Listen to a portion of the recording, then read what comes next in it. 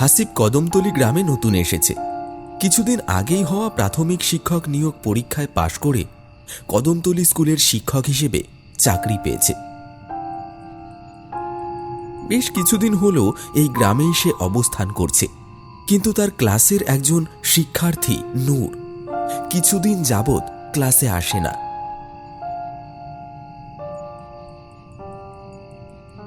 তাই হাসিব খোঁজ নিতে নূরের বাড়ি যায়।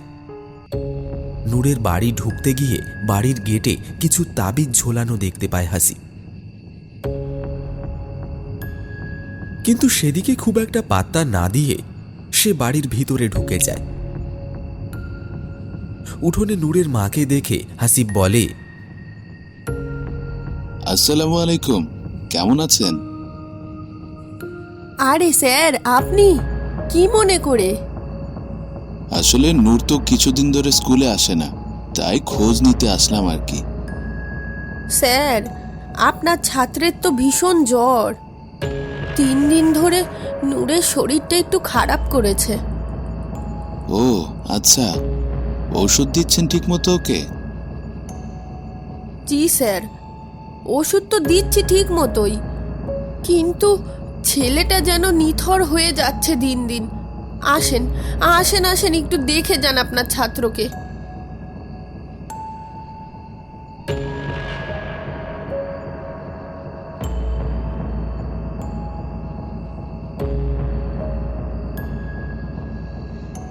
নূর, এই নূর, নূর, তোমার কি খুব খারাপ লাগছে? আমার কষ্ট হচ্ছে, আমার ছেড়ে দাও, আমার কষ্ট হচ্ছে। ওর তো অনেক জ্বর। কি বলছো নূর? কে তোমাকে কষ্ট দিচ্ছে? নূর, এই নূর। কিছুদিন ধরে একই অবস্থা। ঘুমের মধ্যে কেমন যেন আবোল তাবোল বকতে থাকে, আর আর 3 বেলা ওষুধ দেবার পরেও জ্বর কমছে না। আচ্ছা থাক, আমি দেখি কিছু করতে পারি কিনা। হাসিব চলে যেতেই নূর চোখ খুলে হাসিবের হাত ধরে ফেলে, তারপর বলে, আমাকে বাঁচান, প্রতিদিন রাতে ওই পিশাচ আমায় মারতে আসে স্যার। কি বলছো বাবা তুমি? কে মারবে তোমায়? ওই যে স্যার, ওই যে দেখুন দেখুন, ওই যে শয়তানটা হাসছে। কই বাবা, কোথায়? এখানে কেউ নেই, তোমার খুব বেশি জ্বর, এই জন্যে তুমি উল্টা পাল্টা দেখছো। নূর আর কোনো কথা না বলে আবার ঘুমিয়ে পড়ে। নূরের অবস্থা তো অনেক খারাপ, ওকে খুব দ্রুত হাসপাতালে নিতে হবে মনে হচ্ছে। স্যার, নূরের বাবাও এইরকম হুট করে একটা জ্বরে 1 মাসের মধ্যে মারা যায়। হাসপাতাল, ডাক্তার, কত কিছুই না দেখানো হলো, শেষ পর্যন্ত মানুষটা আর বাঁচলই না। 6 মাস না যেতেই আমার ছেলেরও এমনই জ্বর। আমার তো ভয়ে কলিজা কুঁকড়ে আসছে।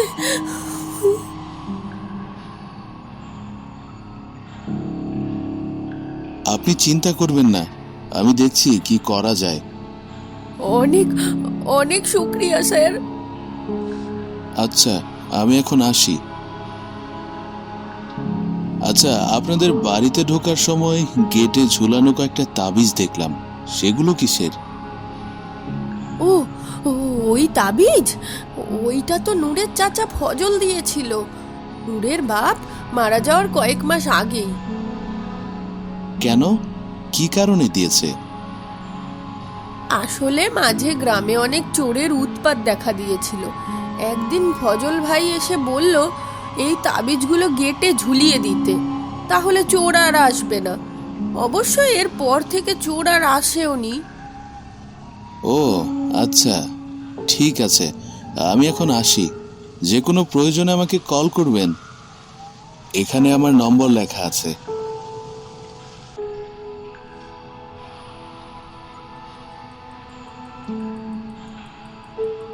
হাসিব বাড়ি থেকে বের হয়ে গেল। বাড়ি থেকে বেরোতেই হাসিবকে এক বুড়ি দেখে অদ্ভুতভাবে বলতে শুরু করলো, কি রে ছেলে, কই গেছিলি? আমাকে কিছু বলছেন?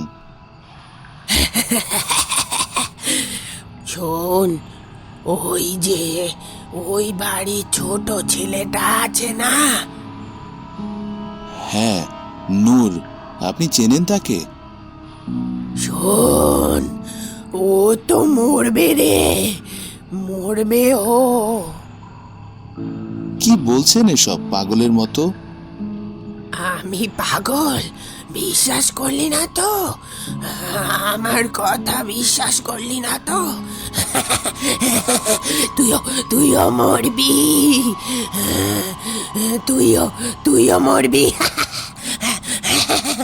এইসব আবোল তাবোল আওড়াতে আওড়াতে বুড়ি অন্যদিকে হেঁটে চলে যায়। হাসিবও সামনের দিকে হাঁটা শুরু করে।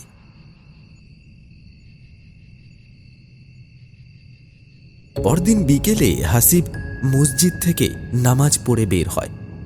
সেই সময় মসজিদের ভেতর থেকে এক যুবক, তার নাম ইমাম, সেও বের হয়। হাসিব বলে, আসসালামু আলাইকুম ইমাম সাহেব। ওয়ালাইকুম আসসালাম। আপনি স্কুলের নতুন শিক্ষক হাসিব না? জি হুজুর, এই কিছুদিন হলো জয়েন করেছি।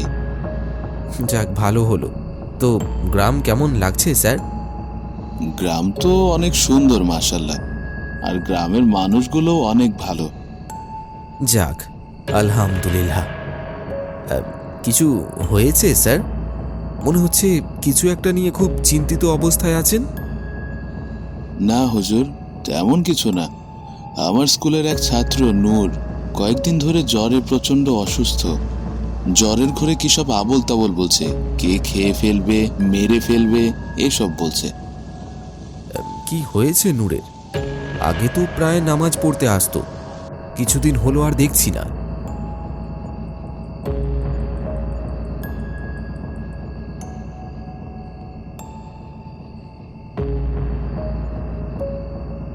এটা তো খুব চিন্তার বিষয়।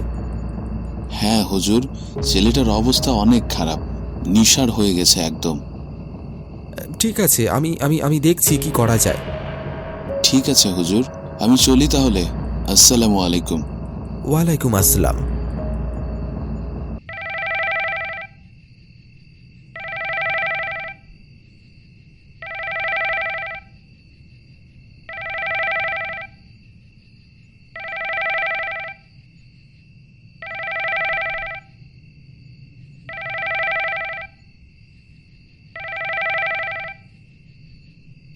হ্যালো, কে বলছেন? আমি নূরের মা বলছি স্যার। নূরের অবস্থা একদমই ভালো না, আপনি একটু আসতে পারবেন এখন? হ্যাঁ হ্যাঁ, আমি এক্ষুনি আসছি, আপনি কোনো চিন্তা করবেন না। হাসিব দ্রুত বাসা থেকে বের হয়ে যায় নূরের বাসায় যাওয়ার উদ্দেশ্যে। নূরের বাসায় যাওয়ার সময় একটা কবরস্থান পড়ে রাস্তায়। সেই কবরস্থানের পাশ দিয়ে যাওয়ার সময় সে দেখতে পায় কবরের মাঝে আগুন জ্বলছে। এ কি, কবরস্থানের মধ্যে আগুন জ্বলছে? দূর থেকে হাসিব দেখতে পায় কেউ একজন একটা কবরের সামনে বসে ভাঙা হাড় দিয়ে কি যেন বিড়বিড় করছে। তবে কবরস্থানের গেটের কাছে দাঁড়িয়ে হাসিব স্পষ্ট শুনতে পাচ্ছে না কিছু। হঠাৎ হাসিব অনুভব করে তার পিছনে কেউ একজন চুপি চুপি গলায় বলছে,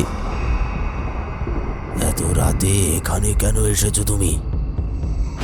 ভয়ে হাসিবের হাত পা ঠান্ডা হয়ে আসে, চোখ বড় বড় হয়ে যায়। হাসিব ভয়ে ভয়ে পিছন ঘুরে তাকাতে কাউকেই দেখতে পায় না।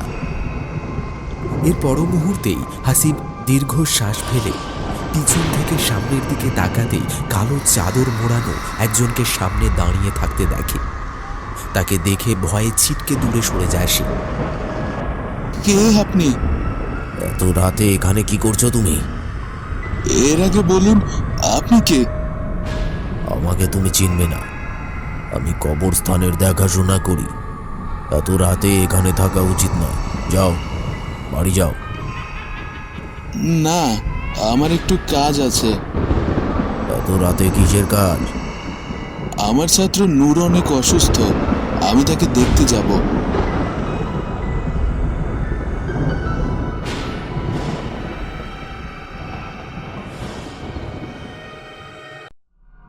হ্যাঁ, হ্যালো, আমি পথে আছি, আসছি।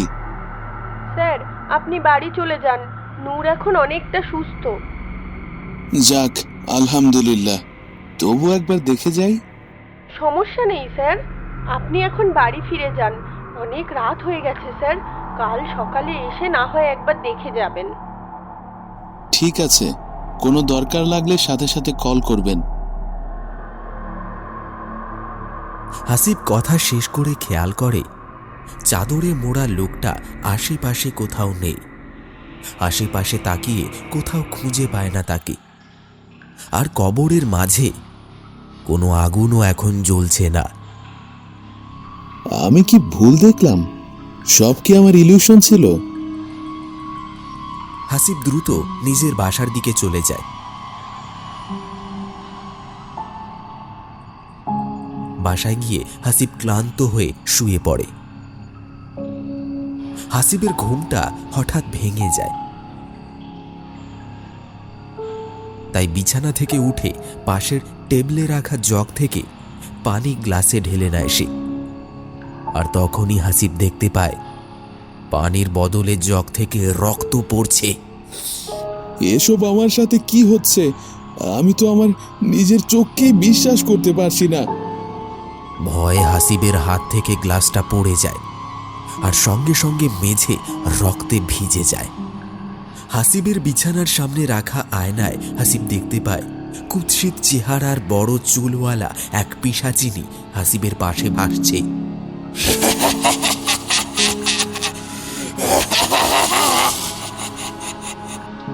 পাশে কে? হাসিব ভয়ে ভয়ে পাশে তাকিয়ে দেখে কেউ নেই। তারপর আবার আয়নার দিকে তাকাতে সে দেখতে পায় পিশাচিনী ভয়ানকভাবে হাসছে।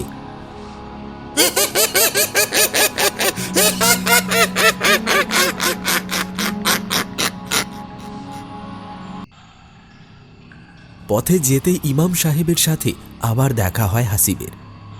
হাসিব বলল, আসসালামু আলাইকুম। আমি আপনার সাথে দেখা করার কথা ভাবছিলাম হুজুর। কেন হাসিব, কি হয়েছে আপনার? আমার সাথে অনেক আজব আজব ঘটনা ঘটছে। আজব ঘটনা? সেটা কেমন?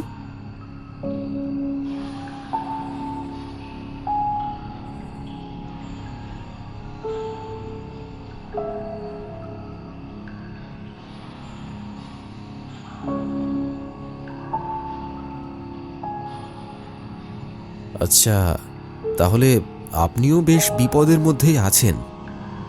বিপদ? কিসের বিপদ? আমার সাথে থাকা জিন দিয়ে আমি জানতে পেরেছি নূরকে কালো জাদু করা হয়েছে। নূরের লিভার এক পিশাচকে ভোগ দেওয়া হয়েছে। মানে কি বলছেন এসব? এমনও হয় নাকি আবার? কালো জাদু সম্পর্কে তো শুনেছেন হাসিব সাহেব? সেটা তো শুনেছি, আমাদের কোরআন শরীফেও বলা আছে। কিন্তু নূরকে কেন কেউ কালো জাদু করবে? আর কি জন্যই বা ওইটুকু বাচ্চাটাকে? আমি আমার জিন থেকে জানতে পেরেছি নূরের চাচা ফজল সম্পত্তির লোভে এই কাজ করেছে।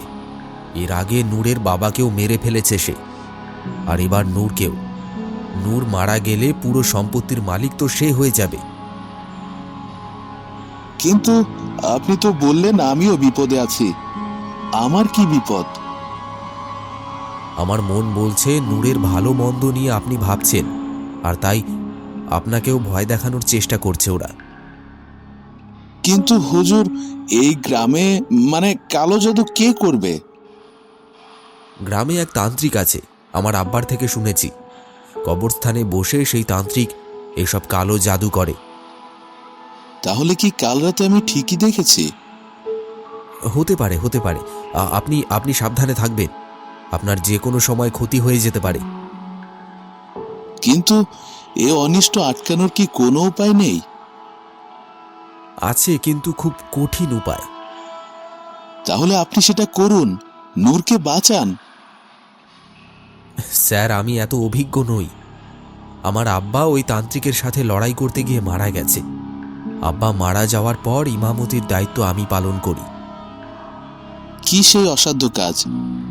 নূরকে বাঁচাতে হলে নূরের বাড়িতে 3 জায়গায় তাবিজ রাখা আছে। সবগুলো তাবিজ বের করে আগুনে জ্বালিয়ে দিতে হবে। তাবিজ? হ্যাঁ, নূরদের বাড়ির গেটে তাবিজ ঝুলানো আছে। বাড়ির গেট ছাড়াও আরও 2 জায়গায় তাবিজ লুকোনো আছে। সবগুলো তাবিজ নষ্ট করে দিতে পারলে নূরের ওপর থেকে কালো জাদুর আসারটা কেটে যাবে, আর এরপর পিশাচ তার খাবার না পেয়ে তান্ত্রিকের উপর রাগান্বিত হবে। এতে তান্ত্রিকের অনেক বড় ক্ষতি হয়ে যাবে। যতটা সহজ ভাবছেন ততটা সহজ নয় স্যার। এই কাজে প্রাণনাশের আশঙ্কাও আছে।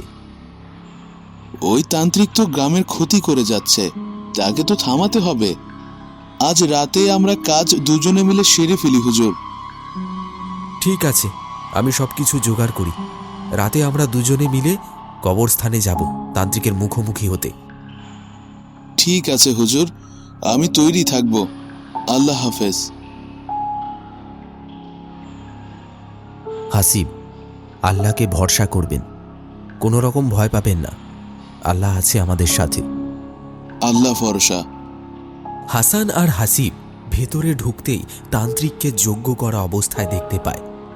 তান্ত্রিক পুতুলের মধ্যে অনেক সূচ ঢুকিয়ে মন্ত্র পড়ে চলেছে এক নাগাড়ে। হাসান রাগান্বিত কণ্ঠে বলল, থামুন, কি করছেন এসব আপনি? আমি জানতাম তোরা আসবি। শান্ত হয়ে বস। এসব বন্ধ করুন। গ্রামের মানুষগুলোর ক্ষতি করছেন এইভাবে। আপনি জানেন না কালো জাদু করা কত বড় পাপ? পাপ পুণ্যের হিসাব তোকে দেব নাকি রে বাছা? হিসাব তো এবার তোর দেওয়া লাগবে, আমার কাজে বাধা দেওয়ার জন্য। মানে কি? হাসিব, আপনি একদম ভয় পাবেন না। আপনি আয়াতুল কুরসি পড়তে থাকুন।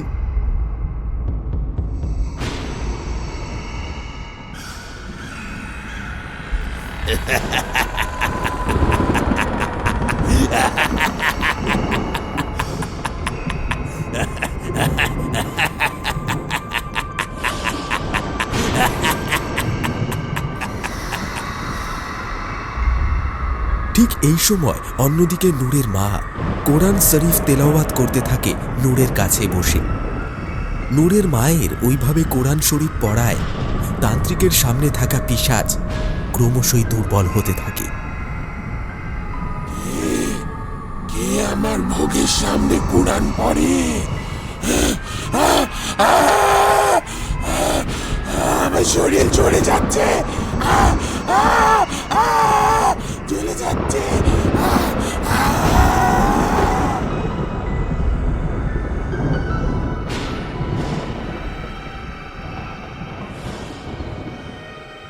কিরে কিরে, আমার এত কষ্ট হচ্ছে কেন?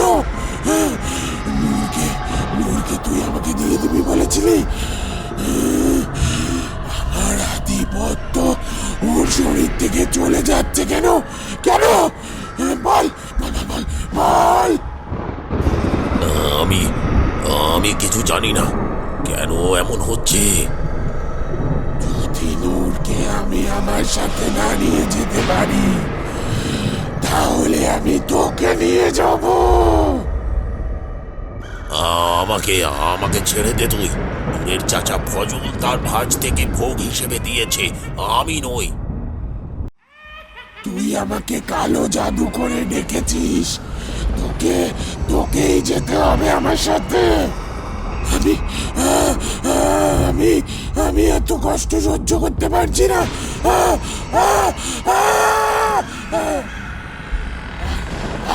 আর ওই ফজলকে আমি অভিশাপ দিলাম, ওর সারা শরীর পচেও মারা যাবে। আমাকে মারিস না, আমাকে ছেড়ে দে। ছেড়ে দে, আমাকে ছেড়ে দে, মারিস না আমাকে।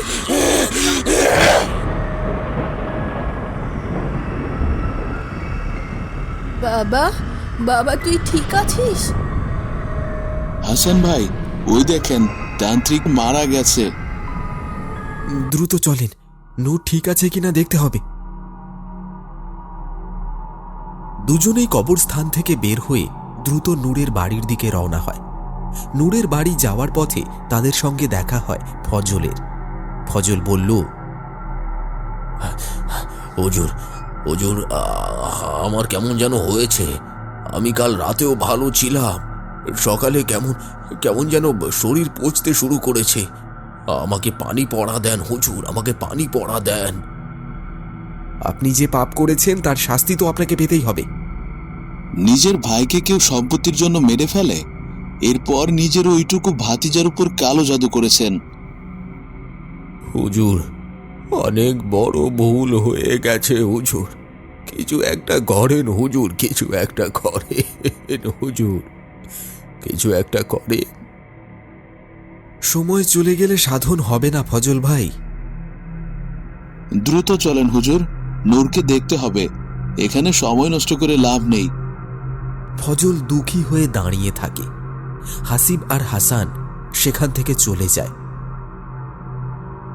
নূরের বাড়ি পৌঁছে হাসান বলে, নূর, এই নূর, নূর।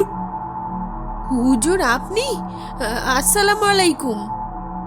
নূর কেমন আছে? সব বিপদ কেটে গেছে স্যার, সব বান তাবিজ কাটিয়ে ফেলেছি আল্লাহর নাম স্মরণ করে। কাল আপনাদের কথা দূর থেকে করিম চাচা সব শুনে আমাকে জানায়। তারপর আমি আল্লাহর কালাম পড়তে শুরু করি। সুরানাস, ফালাক, চারকুল পড়ে আমি আমার নূরকে ফু দিই। আল্লাহর রহমতে নূর এখন সম্পূর্ণ সুস্থ। যাক, আলহামদুলিল্লাহ, আল্লাহর কাছে হাজার হাজার শুকরিয়া। আপনারা জীবনের বাজি রেখে আমার ছেলেকে বাঁচানোর চেষ্টা করেছেন, আপনাদের কাছে আমি অনেক কৃতজ্ঞ। হ্যাঁ স্যার, মাঝে হঠাৎ কিছুদিন কি যে হলো আমার কিছুই মনে পড়ে না।